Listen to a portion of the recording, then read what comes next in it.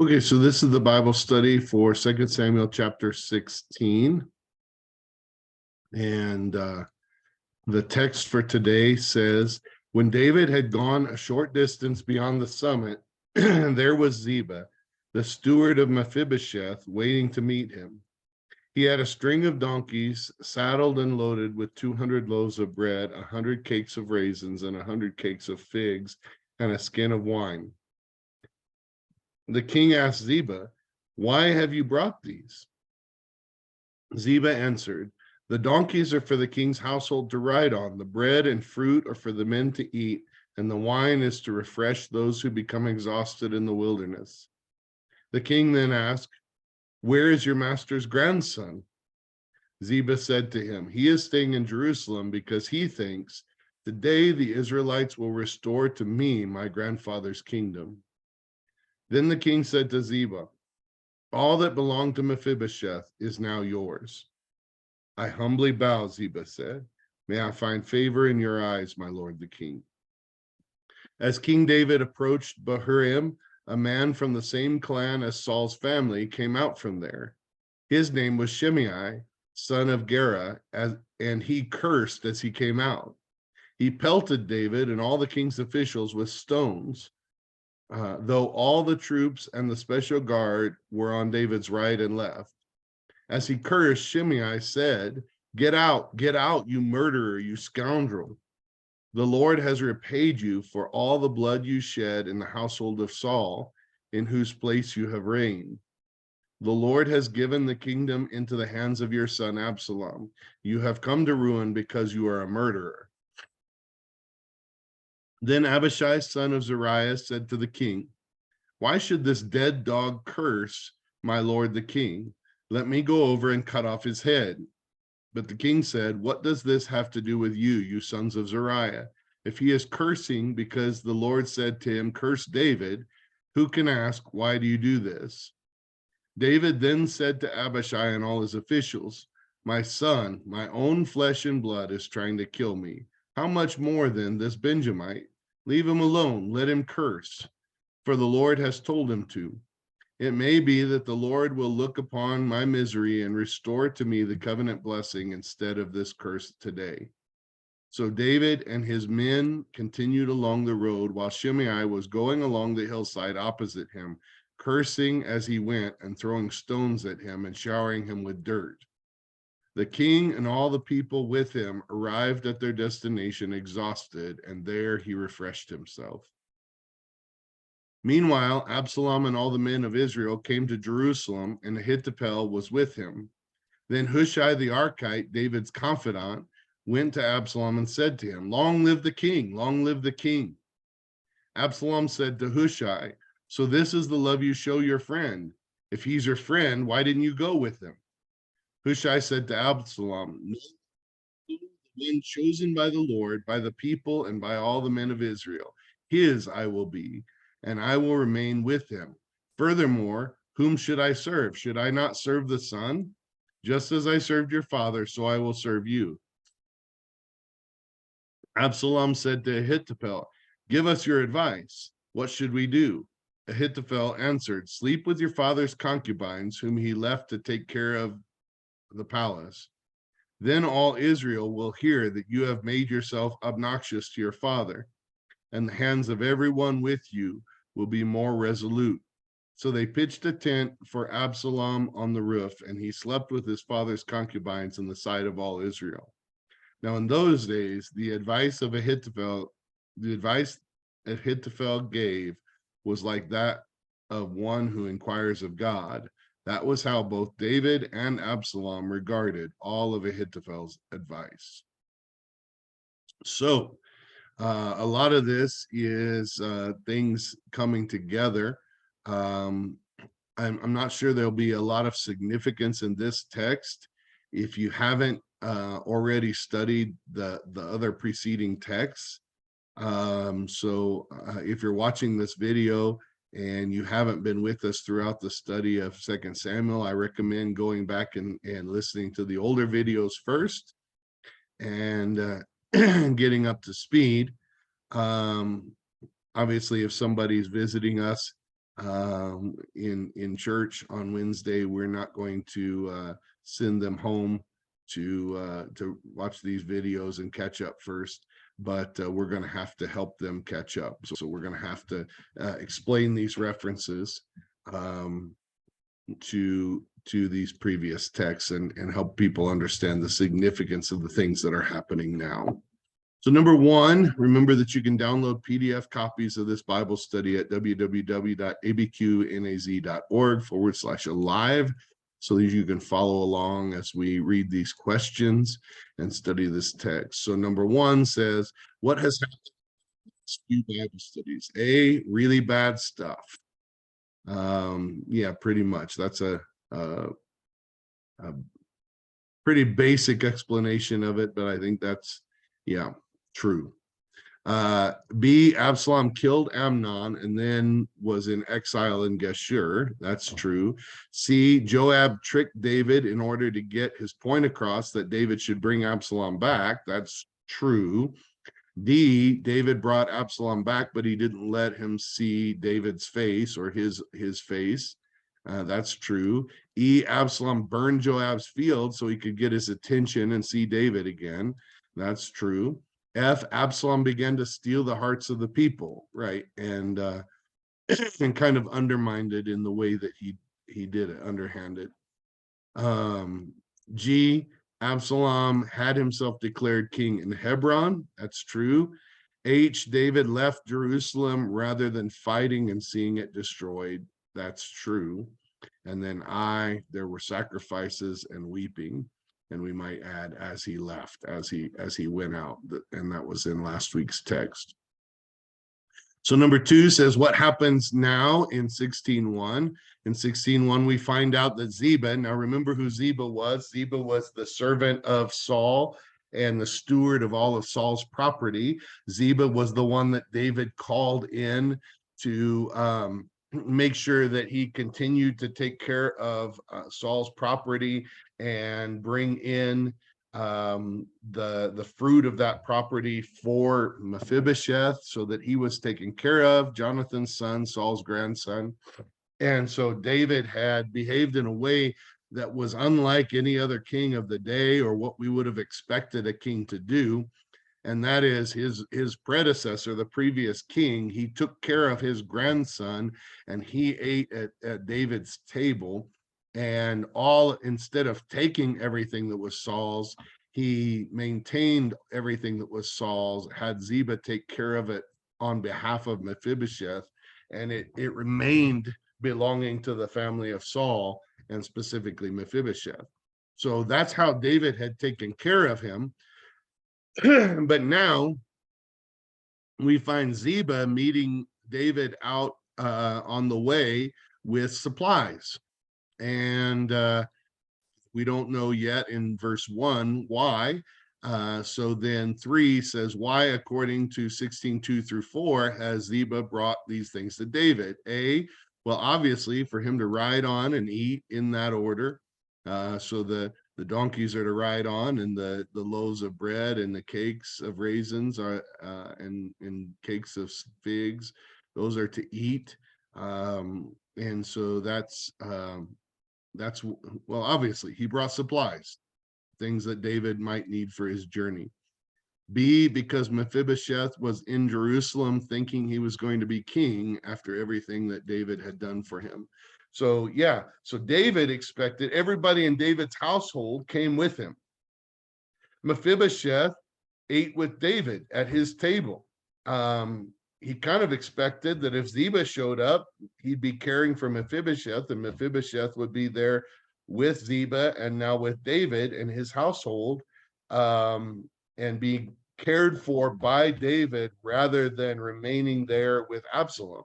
That's what made sense to David, but that wasn't the case. He says, where is he? Oh, he's back in Jerusalem because he thinks he's going to be king now. He thinks that all of this, Absalom chasing you out and everything, is the way that God's going to restore him to be king. After everything that David did for him, he was quick to side against David if it meant that he could become king and he obviously still thought he was rightful king. And so, see, he was giving David everything that belonged to Mephibosheth because he didn't want to be party to Mephibosheth's actions, and that's what it seemed like. So Ziba comes up and gives Mephibosheth stuff, Saul's family stuff, to David, or at least not all of it, but some of it. And David responded by giving all of that Ziba had cared for to Ziba. So now this servant, this steward that's been taking care of the previous king's stuff, taking care of this this handicapped grandson of the former king, under direction and instruction from David, is now all this stuff is given to him, and basically taken away from Mephibosheth for this disloyalty after everything that David has done for him. But he doesn't take it himself. I mean, he takes the supplies that Ziba offered, but he doesn't take it, the rest of it, himself. He gives it to Ziba, who's cared for it. So he's not acting selfishly to take all this stuff, but rather he's taking care of the one who's been taking care of Mephibosheth. So this turns out to be a bad move for Mephibosheth, it seems like. Do you really think Absalom is going to care for Mephibosheth in the way that David has? It doesn't seem like it. Number 4, what happened next, according to 16:5-8? Shimei, from the same clan as Saul's family, came out cursing David. So it seems like when David's at his weakest, everybody who's had a gripe with them or had this hidden agenda with David in the past, all of a sudden now they come out and they think it's time for them to pile on because David's at a weak spot, and they would have never done that before. B, Shimei pelted David and the king's officials with stones. That's true. And they could have killed him. This guy is crazy. They could have just killed him. That's what Abishai wanted to do, but David didn't let him. Shimei called David a murderer and a scoundrel. And D, Shimei accused David of something he had not done. So isn't this interesting?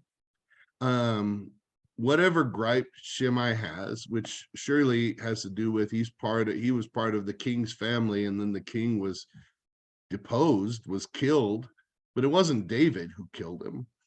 In fact, David punished the killers.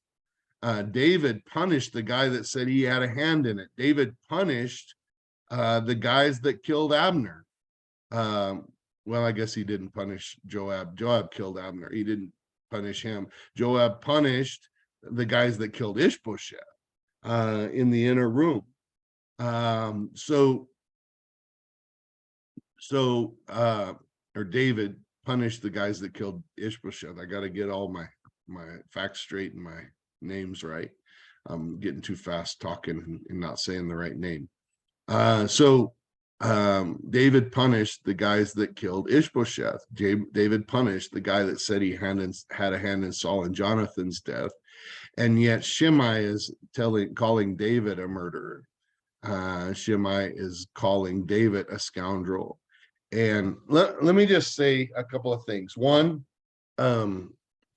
Shimei probably believes all this.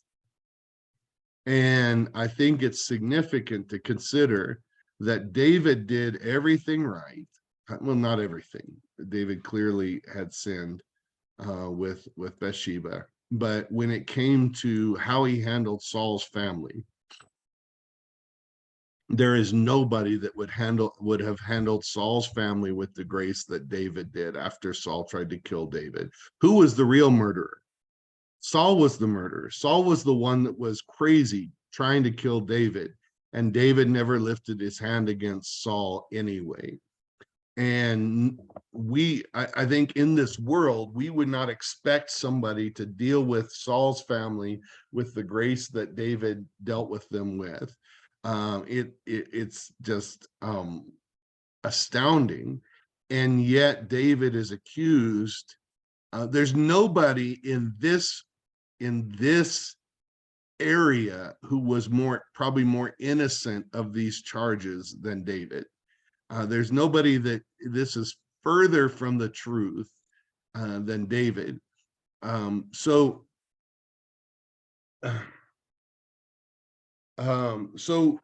it's really important to realize that you can do things right, unfathomably right. You can do things the way God tells you to, even when they're so contrary to what the world would do, or even people that claim to be people of God would do. And you can still be accused of doing the wrong thing that you made sure you didn't do. Now we can say that David's response to these accusations, he didn't fight back. He even said, well, maybe these are from God. And I would say we could consider the idea that, in scripture, it says, well, if you've broken one command, you've broken them all. It says that in the New Testament, of course, not at this point, but we learned that. But I think that was a concept that was already present. Like, if you're a lawbreaker, you're a lawbreaker. And David was a sinner. He could say he didn't sin that way, but he knew at this point that he was a sinner, and therefore he took on the accusations and didn't fight back. And because he felt like, if God is condemning him, if God is pointing out his sin, it doesn't matter that wasn't his sin. There was sin. And that seems to be the way that David responds. But I would say that, all have sinned. We've all sinned. So even if there's not some current outright rebellion in our lives, I think we need to be humble enough to recognize that if that accusation isn't true, okay. But can I say I'm high and mighty and above accusation? No, none of us can say that. And so the humility with which David dealt with this was pretty amazing as well. And perhaps because he was so conscious of his own sin. And maybe if we were more conscious of the sin that we've committed in our life, maybe we would be more humble when other accusations that aren't true come. And I'll just say, when I was listening to this,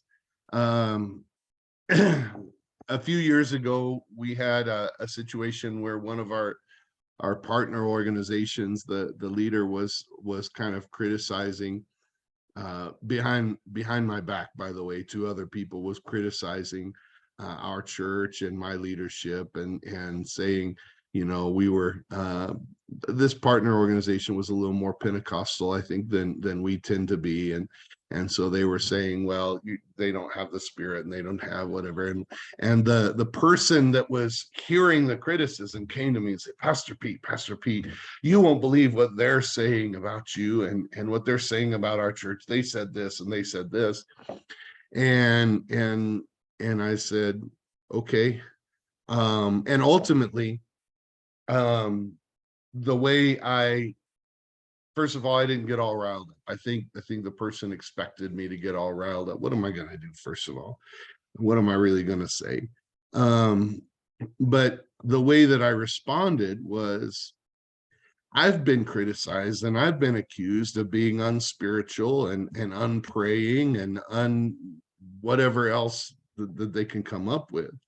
And I've been accused of that by people like inside our church, by people, by trusted friends, by people that that I thought were partners in ministry within the church. And by that time, I had already had to go through that and process through that and deal with the criticism from the people that were close to me. And by the way, let me just say, still today, on a weekly, if not daily basis, there are people who are very close to me, who I care what they think, who I care who I know behind closed doors and behind my back criticize me and say, well, Pastor Pete should do this and he should do that, and he doesn't know what he's doing, or else he'd take care of that and this. And sometimes I've had people say it to my face, and staff members that aren't with us any longer have done that, and in the end, I have to ask myself this. Now, first of all, I gotta be humble. I want to be like David and say, let them criticize. If it's true, God help me, let me change, let me be different, let me be better, more like him. Um, and so if I get to the place where I just don't hear any of it or don't let any of it take effect, then maybe I might not hear what God's trying to tell me through all that. But also, I have peace knowing that I've done, to the best of my ability, everything that God's called me to do, and that many of those accusations are unfounded. Many of those criticisms are the criticisms of people who've never had to make those hard decisions that I've had to make. And once you've dealt with criticism from the people that are closest to you, and accusation that is not true according to your relationship with God, then when outsiders criticize, what's the difference? And one of the things that I've said is many of those people that have criticized and told me I was doing it wrong, for the last 12 years now, I've been the lead pastor. It'll be 13 years in about another 7 or 8 months. Many of those people that have criticized how I was doing it, did not persevere themselves, did not learn some of the things I think in their life that I've learned through staying in it and carrying through. They've gone somewhere else, and they have had varying degrees of success doing it the way they think it should be done. And I just always kind of feel like the fact that I'm still here says something. I'm still here. I'm still here doing what God's told me to do. I'm still here trying to do this every day the way that God has said to do it. And they went somewhere else to try it a different way, because they were criticizing because they know better, or at least they believe they do. Maybe they do. I wish them success, and I hope that they uh, don't have people talking about them behind their back the way they did with me. But I know that as a leader, that's not the case. That's not the way it's going to be. Maybe that's the way God keeps us humble too, is keeps people around us that are criticizing us. So anyway, I guess maybe I got a little personal with this, but that's because I think there's nobody that's ever been a leader who hasn't faced criticism. And I don't want you to think, certainly I don't want anybody to think, oh, we just got piles and piles of people that are criticizing. I think I've got just as many people that are supporting and loving and trying to be a part of the solution and the team, rather than saying what I should be doing better. But every leader is going to have critics, and none of us are going to be above that criticism. So it's interesting just to watch how David handled it. And I think the biggest thing was, we could think that it was despair and just kind of, oh me, I deserve all this. But I don't think it was. I think, and that would not be an appropriate way to handle this, and that would not be an appropriate way to interpret this, and then say, yeah, that's how I need to be. I need to be in despair and say, oh me, I deserve all the worst of this because I'm terrible. But there's sort of a middle ground where we say, you know what? I've not been perfect. I've not done everything exactly right. And none is, for all have sinned and fallen short of the glory of God. So if I didn't do the things that I'm accused of doing, or if the things that I did were right, even if people criticize them for being wrong, that doesn't mean I've always done something right. So my mom said something when I was little, if she whooped me and it was something that in the end I didn't do this thing that I'm being whooped for, she would kind of make light of it, I think, and say, well, if you didn't deserve it this time, you probably have before and not gotten it. And that's the truth. The truth is, I may not have deserved getting whooped that time, but there were plenty of times I deserved getting whooped and I didn't. So I may not deserve this criticism, but that doesn't mean I don't deserve criticism. That doesn't mean there's not something that I've probably done wrong. I only wish, from a church perspective, I only wish that the people that were critical were a little more humble to be able to work with me to fix things, rather than to criticize. That's what I do wish. I wish we would be more positive in working together, and be more on each other's team, rather than it's an arrogant person who criticizes, because in the end, if they were really humble, they would try to help the person in the leadership do better. If they're arrogant, they would stand back and criticize and be more like Absalom, thinking that they can do it better. So anyway, we're going to move on. Number 5, how did Abishai, remember the brother of Joab and a military leader, respond according to 16:9? He said, why should this dead dog curse my lord the king? Let me go over and cut off his head. And so he wants to take care of this. This is inappropriate and he can handle it. And surely Shimei should have known that this could be handled and this could happen. But what did David say in 16:11 and 12? My son, my own flesh and blood is trying to kill me. How much more than this Benjamite? Leave him alone. Let him curse, for the Lord has told him to do so. So I think that's what I was kind of saying when this is the phrase that really caught me, because I remember this conversation when that partner had a ministry partner had criticized me. I'm like, look, people within the family have criticized me. Why would I care if that guy who's outside doesn't even know me, doesn't even believe the same as we believe, um, would criticize me?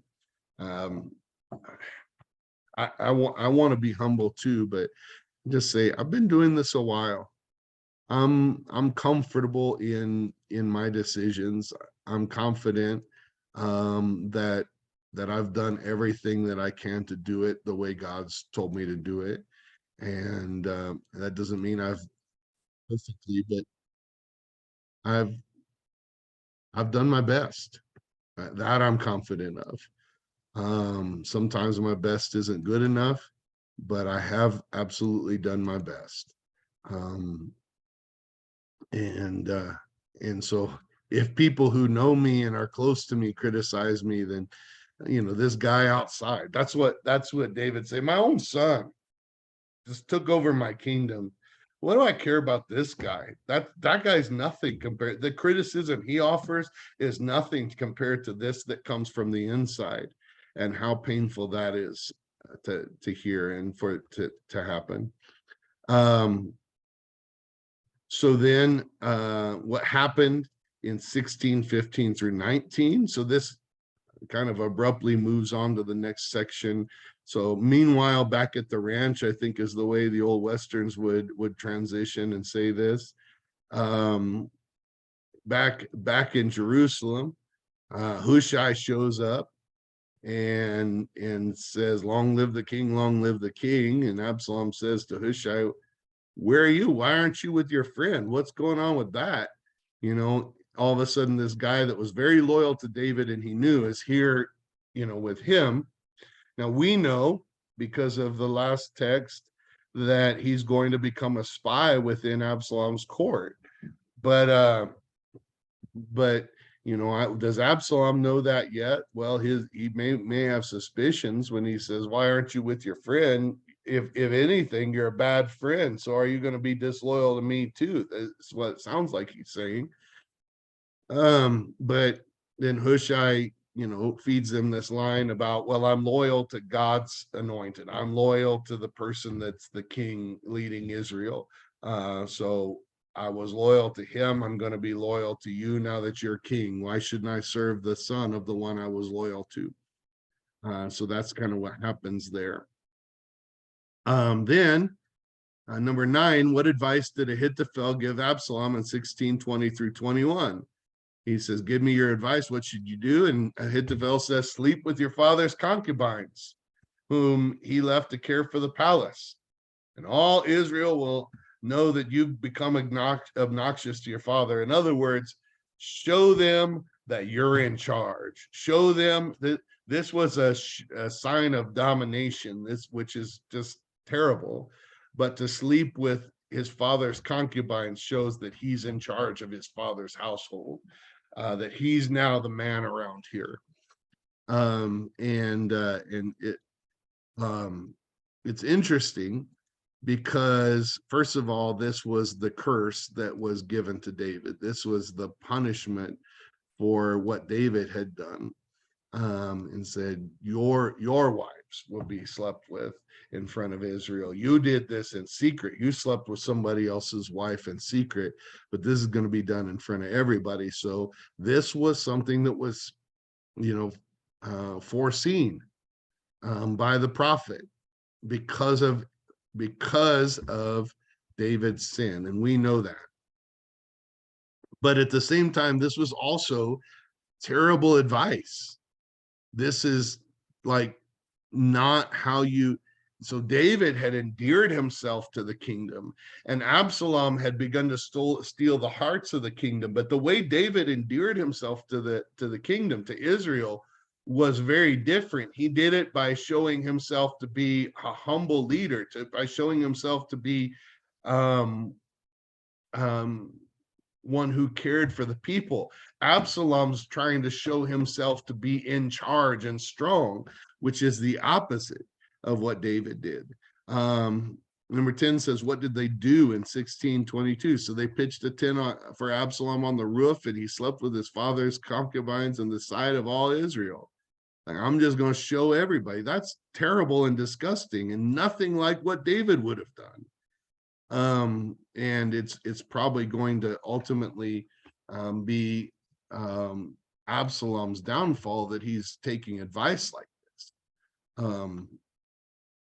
And then the question says, why did all this happen? And I'm going to get to that here. I'm pulling up these texts, 12:11 and 2 Samuel 15:31.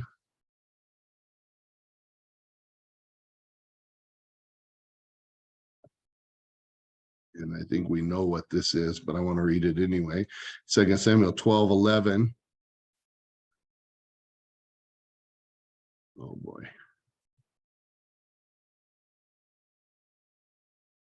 It says, "This is what the Lord says: out of your own household, I'm going to bring calamity on you. Before your very eyes, I will take your wives." Well, um,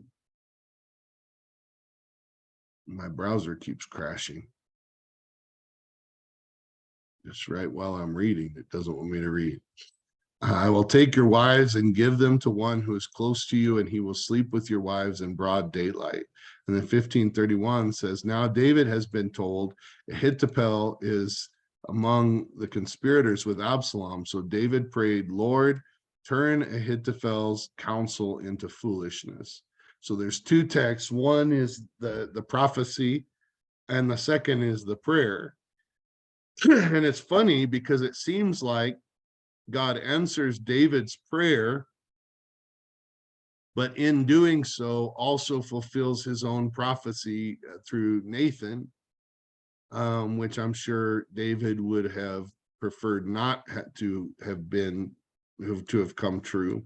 And so that's a very interesting situation that we have there, that combination. And then number 12 says, what do we learn in 1623? It says, now in those days, the advice of Ahithophel, the advice Ahithophel gave was like that of one who inquires of God. That was how both David and Absalom regarded all of Ahithophel's advice. So David had always seen him as somebody that heard from God. Absalom's listening to him and regarding his advice as one who hears from God. And yet, probably, even if he's hearing from God, God is frustrating this advice. God is making all of this advice bad advice, it seems. And I think this is going to become very bad advice, because ultimately, I don't want to spoil it, but all of this is going really bad for David right now. But David ultimately, I think, is vindicated, and Absalom is punished for his sin as well. So a lot of this is the fulfillment of what we've been talking about. A lot of this ties back to texts that we've already studied. But I think there's some good, rich truth in here as well.